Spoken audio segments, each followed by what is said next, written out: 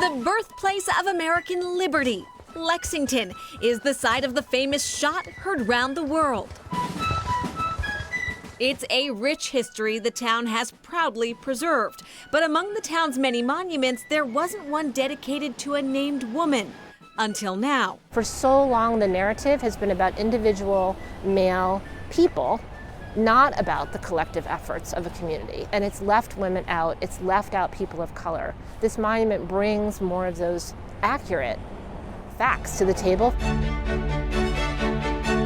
Something is being done is a bronze tribute to 20 women, starting in the 1700s to the present. Leaders who once lived and others representing future trailblazers. Its title is a response to a bygone call for action.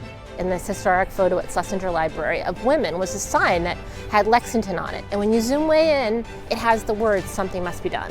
Jessie Steigerwald is the president of Lex See Her, a nonprofit organization established in 2020 to make women more visible and which initiated the call for this monument. I proposed this shape, which is a gateway. It also lands very lightly on Lexington. From one angle, you don't see it because it's 4 inches thick, which I think is very funny. Artist Meredith Bergman designed a sculpture that spanned centuries and expanded its focus beyond a single subject. Matching the women to each other back to back. It's a beautiful metaphor for history coming through the monument to the other side. Stretching 16 feet across and 10 feet high, every flora, fauna, and figure immortalized here has a story to tell. Margaret Tulip was enslaved here in Lexington in the 1700s, and then supposed to be freed and then wrongly re-enslaved, and she sued and won her freedom.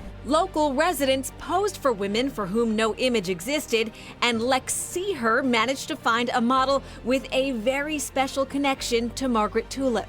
I modeled the shape of the hand and the lifelines of Margaret Tulip's descendant into this hand. So when you reach out to hold the hands, you are actually touching this lineage. On the other side is the open hand of Caroline Wellington, a granddaughter of the Revolution, abolitionist and suffragist who's holding the "Something Must Be Done" sign. When you see this monument, it says it can be done. Something can be done, and you could do it in your community. An opportunity to celebrate unsung women and their contributions and perhaps inspire more testaments like this one. I wanted to create a sculpture where anyone could stand and feel that they were part of history and that they might someday deserve a statue. If you grew up in New England or you just know your history, you may be aware that the Battle of Bunker Hill was misnamed. It was not fought on Bunker Hill over there, it was fought on Breed's Hill right here. What better time to confirm that most Americans certainly know the truth about one of America's most famous battles, right? On what hill was the Battle of Bunker Hill fought? Well, it actually wasn't Bunker Hill, was it? I read it was something else. Oh, it was a different hill. print. Oh my gosh, it starts with a, there's a P. It still starts with a B. It's called Beecrest or Boston? something. Beechcrest? No, Balfour? Bellicose? I think Balfour. Balfour? We are on Breed's Hill. The monument is on Breed's Hill. The major fighting took place on Breed's Hill. But at the time, how many people knew it as Breed's Hill? If you look at the maps from the time period, from 1775, they are referring to it as Bunker Hill. Do the Breeds have a point if they say we suffer from centuries of being wronged? They can certainly make that claim, and it is true that the battle was fought here at Breed's Hill. No pass for you when it comes to the misnaming. No pass. I always correct. Not surprising, since Jed Breed is a 13th generation direct descendant of Ebenezer Breed, for whom this hill was originally owned and named. For the Breeds, this misnaming is personal.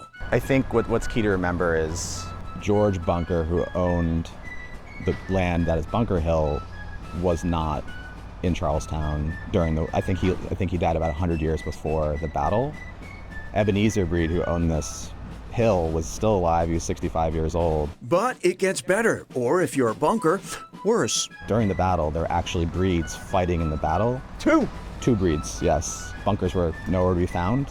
They left Charlestown a long time before that. For Jed Breed, courteously correcting the historical record has been something of a long-time labor of love.